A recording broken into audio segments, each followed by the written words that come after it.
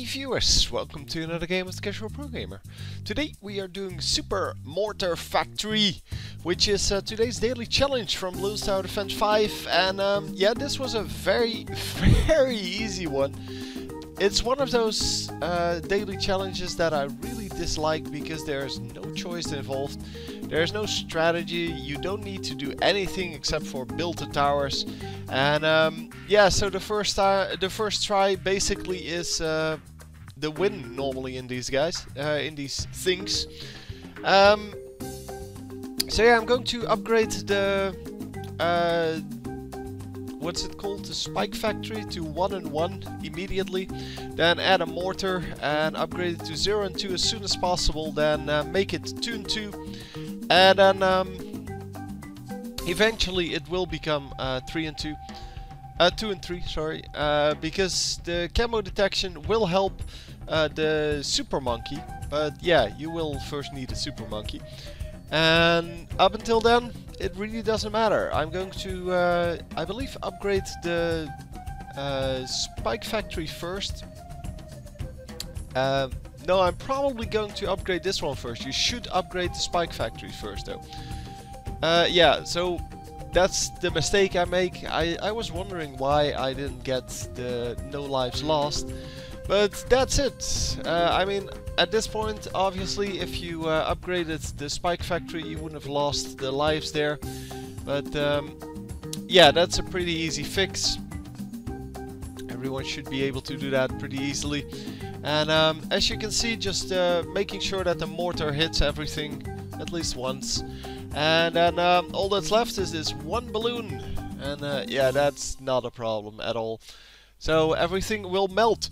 So pretty much letting the mortar stay now where it is, because yeah, this wave is not a problem, and so are the next waves.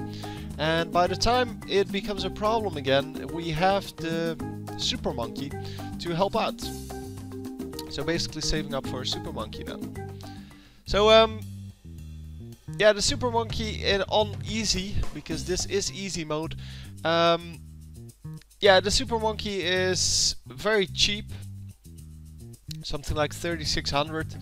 So that is pretty cheap, and you can easily afford it on yeah, in a few waves. And since we still have 10 waves left until the Moab, yeah, it should be no problem. So just getting some balloons, the super monkey finally affordable. And trying to place it so that with 2 upgrades on the range, it can pretty much see the entire track. And that's exactly what I wanted to do, of course, because it is going to be my main source of damage. I upgraded it to 0-1 first because I wanted to be able to attack as many times as possible. And then I'm going to upgrade it to 2 and 1. And eventually 3 and 2. But yeah, well, it's not really a problem. As I said, the only thing you need is this super monkey for wave 46. So basically not upgrading anything else except for the super monkey now, and that's 4250 for the next upgrade.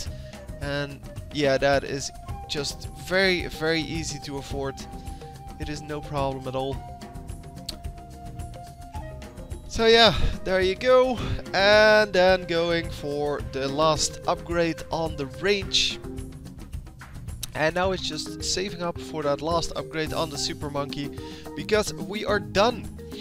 The camo detection comes from the mortar. The, well, pickup basically comes from the spike factory. So you might want to set your super monkey to strong. I've had it set to strong the entire game, except for one round when things almost got through.